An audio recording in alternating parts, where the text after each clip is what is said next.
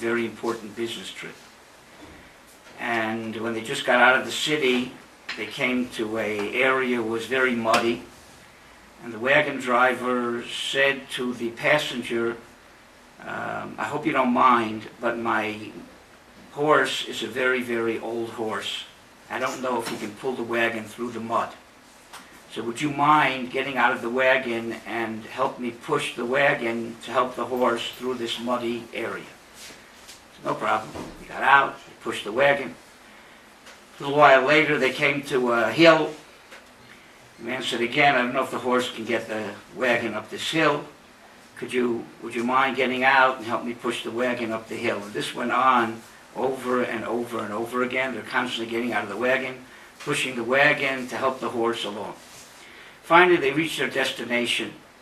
The man says to the wagon driver, he says, look, I know why I came on this trip, because I have a business that I have to take care of. I know why you came on this trip, because this is your parnasa. But why do we bring the horse? I'm not 100% sure what I'm doing here. Baruch Hashem, you have Professor Ritchie, you have Rabbi Glatt, and the Choshev people here, and you have all these people who have spent hours and hours and hours learning from them, and you probably know a lot more than I do about coaching. In fact, from the world I come from, coaching was something you did at first base and third base at a baseball game. So I don't know exactly what I have to add over here, but I'll tell you why I'm here. Because I consider REFUAH Institute a very, very important part of the Jewish community. And I know from both people who have taken courses here and have been very successful in helping other people that it does a tremendous, tremendous job. And I could use every schus I can get. So if I can be here and attach myself to people as yourselves and get some kind of schus because of that, why not? So I think that's what I like to do. I like to get as many zechuyos as I can, especially if they're not that difficult to get. And this is an easier one. All I have to do is come in an evening and say a few words, and I get to attach myself to all of you, and I get a share in all of what you're going to be doing, so I appreciate the opportunity. While I'm here already, I have to tell you something. You are graduating, but in Lashon HaKodesh we call it a siyum. Now on the surface, it's a simcha. Siyum is always a simcha. They had a simcha when they finished building the Beis HaMikdash.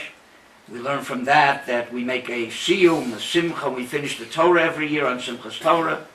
And from that every time you finish a Gemara, a Sefer, you make a siyum. They also made a siyum when they finished a mitzvah that took quite a while. They finished cutting wood for the Mizbeach. They made a simcha on Tu B'Av. Some say that on Yontif of Shavuos, a special simcha for the completion of Sfiras HaOmer. So finishing, seemingly, is a reason to rejoice. That explains this graduation, the siyum. And even more than that, finishing is a very, very important thing, not just a reason to rejoice, because the Gemara says that if someone starts a mitzvah and doesn't finish it, and someone else comes and completes it, the mitzvah is called on the name of the person who completed it. So we see that finishing something is very important. Yet Chazal seem to say just the opposite. It says a Mishnah in Pirkei Avos, Lo alecha hamalacha ligmor. You don't have to finish anything. If you don't have to finish anything, then what's the big deal about finishing? Not only that, the Chafetz Chaim explains something that we say at a siyum, which the way he explains it is totally incongruous with a siyum. We say at a siyum, Moldim anachnu lefonecha Hashem Elokeinu v'lokei avoseinu shesamtech chelkeinu ben yoshvei beis hamedrash v'lo samtech chelkeinu ben yoshvei kronos. She'ona mashkimim v'hei mashkimim. Ona mashkimim l'divrei Torah v'hei mashkimim l'dvorim b'teilim. Onu amelim v'hei amelim. We work and they work. Onu amelim v'makablim schar. We work and we get rewarded. V'hei amelim v'hei makablim schar. They work and they don't get rewarded. Says the Chafetz Chaim, that's not true. Nobody works in this world and doesn't get rewarded. Depends what the reward is. People work because they get satisfaction. That's a reward. People work because they get paid. That's a reward. What it should have said is, we work and we get eternal spiritual reward. The Heimamelim, and they work and they only get temporal, material reward, but they don't get any reward. Nobody works and doesn't get rewarded. Says the Chafetz Chaim, what it means is the following. If someone were to give a carpenter lumber, tell him to make him a table, and a month later he comes to pick up his table and the lumber is still the same way it was when he left it off, and the carpenter gives him a bill for $500 for all the work he put into his lumber, carried up the stairs every day, twice, 10 flights of stairs, he banged nails in it, extracted the nails, filled up the holes so you couldn't even see there were any holes there, put a lot of work into this lumber. He wants $500 for the work. You won't pay him a penny, because you don't pay in the material world for work. You pay for results commensurate to how much work you put in, but you don't pay for work. But in the Torah world, it's not like that. You don't have to produce anything, but as long as you put in the effort, you'll get rewarded for the effort. That's the ikr. So according to that, what in the world are you celebrating when you finish something? The main thing was the effort. Not finishing, you don't have to finish anything. So which is it? The answer, I think, is that a siyum is not a celebration of completion. It's a different idea completely, and I think that it has tremendous implications for what you are embarking on being coaches, life coaches. The Gemara says in Bava Basra that when you sell someone a field and you write up the document of sale, tzorich l'sayin metzrenuhe, you have to identify the borders of the field in the document. The word l'sayin doesn't mean to finish. It means to qualify, identify, put parameters on something. A siyum is not necessarily a celebration of finishing, but it's a celebration of being able to see the whole picture of what you've done. And until you see the whole picture, you can't see the real impact of what it is that you're involved in. It's like one of these 500-piece jigsaw puzzles, that if you didn't have the box with the picture of what's supposed to be, and you start to put it together by matching the contours of the pieces, you really can't appreciate what each piece is, because it's just a bunch of color. As you put it together, the import of each piece becomes more recognizable. When can you really appreciate every single piece? When you put the last piece in, and you see every piece in light of the whole. That's when you get the real total picture of what it is. If you never learned Sefer Bereshis, never heard the stories, and you start to learn, you can't really appreciate Ma'aser Bereshis unless you learn about Adam and Chava, and Adam and Chava until you learn about Cain and Hevel. And when can you really appreciate every incident in Sefer Bereshis? When you finish the end of the Sefer, and then you look back and you see everything in light of the whole. And therefore, the simcha of learning that last sentence is not just learning one sentence, but when you put in that last piece, it's like relearning the whole thing. It's a simcha of relearning everything and seeing it in a different light. And therefore, when someone starts a mitzvah and doesn't finish it, it's not that he's punished and he doesn't get the reward. Chas v'shalom. In fact, where we learn it from doesn't make any sense, if that's the idea. Moshe Rabbeinu was Moser Nefesh when everybody else was going and getting gold and silver from the Egyptians. Moshe Rabbeinu went to get the bones of Yosef. And he took them with him for 40 years in the desert and supervised them. He was Moser Nefesh for it, for 40 years. He would have loved to bring the bones into Shechem and bury them. There's only one problem. He wasn't allowed. He had to die. It wasn't his fault. So Bnei Israel took over the mitzvah and they buried the bones of Shechem. And the Navi gives the credit to Bnei Israel. The Asatzmos Yosef Asher Helu Bnei Israel. It doesn't mean that Moshe didn't get the reward. He got probably the lion's share of the reward for doing that mitzvah. It just says it's not called on his name. For something to be called on somebody's name, he has to bond with it. It has to be a part of him. And if you didn't see the whole picture, you can't possibly bond with that thing. Bnei Yisrael, on the other hand, they saw what Moshe did and they saw what they did. They saw the entire picture of the mitzvah. It can be called on their name. That's the idea of a seer. All the time that you're learning, pick up an idea here and an idea there, and from this professional, one approach and another approach, and they're all disjointed, separate things.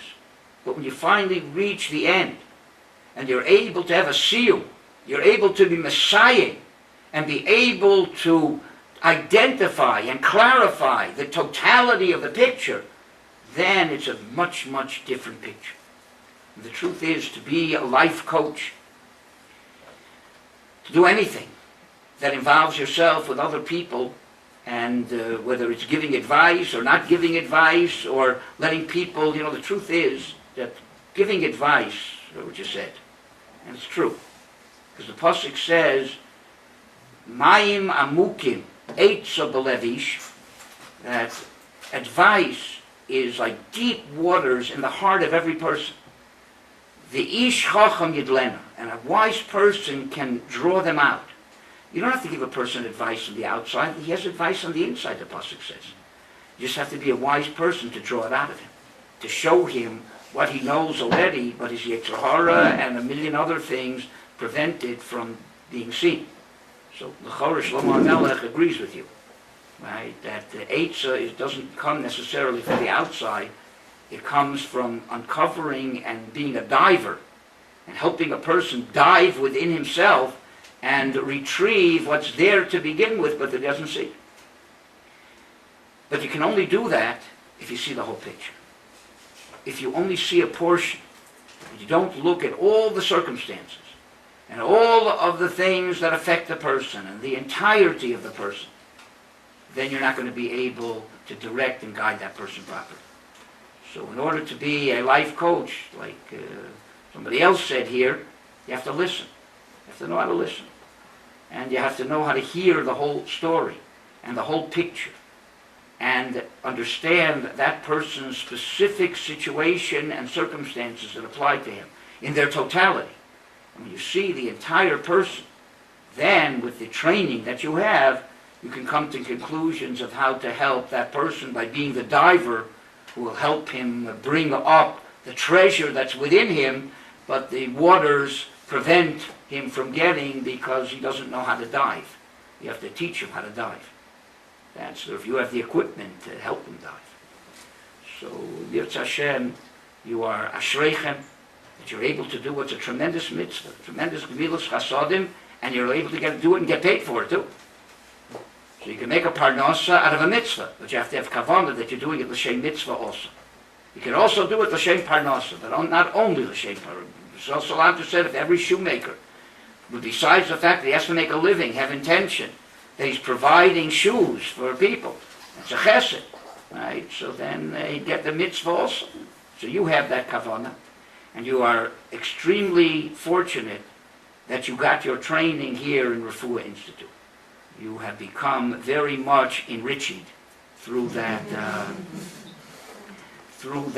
process, and Yirtz Hashem, because I was here, I'm going to claim a little bit, of revachim, right, on everything that you're able to accomplish. I get a little bit in that because I had a portion in this, and I thank you in advance for all the zechuyos I will find out after 120 years. I don't even know I have, and I will give you all credit for giving me perhaps the ikr zechuyos that I have that I don't even know about. So hatzlacha, should all be matzliach, help a tremendous amount of people to have tremendous amount of hakaras hatov, and remember where you learned and where you got your training and who the foundation is. That's a very important thing, to be makar tova. And Yirtz Hashem, you'll be successful as much as the other people that I know of from past years. I've seen them become very successful and do a tremendous amount of good for Klal Yisrael and for the Rabbanu Shalom also. And you also will have that tremendous chos. Hatzlacha Rab.